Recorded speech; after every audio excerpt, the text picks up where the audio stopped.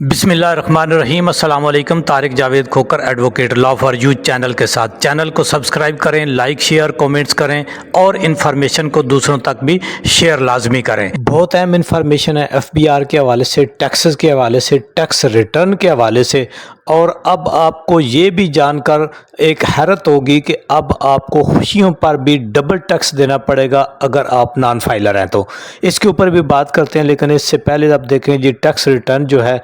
وہ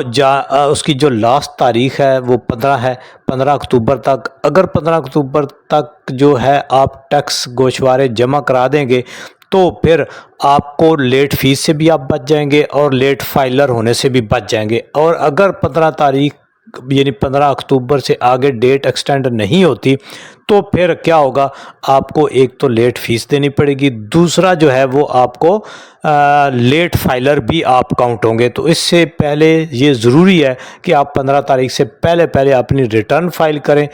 اور ہمیں اپنے گوشوارے بھیجیں، ہم آپ کی ریٹرن آن ٹائم فائل کر دیں گے۔ دوسری بات یہ کہ اگر آپ غیر شادی شدہ ہیں اور آپ اپنی خوشیاں منانا چاہتے ہیں، آپ کے والدین آپ کی نہیں خوشیاں منانا چاہتے ہیں آپ کے بچوں کی، اپنے بچوں کی شادی کر کے، تو اس کے لیے ضروری ہے کہ آپ پہلے فائلر ہوئیں، یعنی اپنے بچوں کو وہ پہلے فائلر کریں اور اس کے بعد خوشیاں منائیں، ورنہ آپ کو بھاری ڈبل ٹیکس دینا پڑے گا۔ یعنی اگر آپ شادی ہال کے اندر بکنگ کریں گے، ولیمہ کریں گے، شادی فنکشن کریں گے تو آپ کو 20% ٹیکس دینا پڑے گا، اگر آپ فائلر ہوئے تو آپ کو 10% دینا پڑے گا۔ تو اس طرح سے جس طرح اگر آپ بینک میں آپ کے پیسے پڑے ہوئے ہیں وہاں سے آپ کو پرافٹ آتا ہے، تو اگر آپ فائلر ہیں تو آپ کو 15% آپ کو ٹیکس دینا پڑے گا، اگر آپ نان فائلر ہیں تو آپ کو دینا پڑے گا 30%۔ اسی طرح شادی کا بھی ٹیکس جو ہے وہ فائلر کو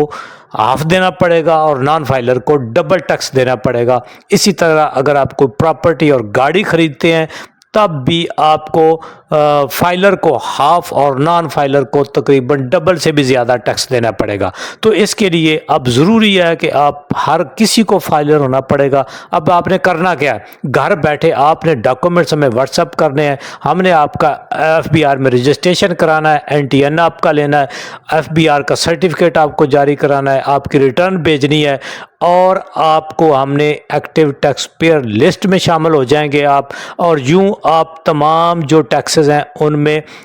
تقریباً ہاف سے زیادہ کی چھوٹ حاصل کرنے کے قانونی طور پر حقدار ہو جائیں گے۔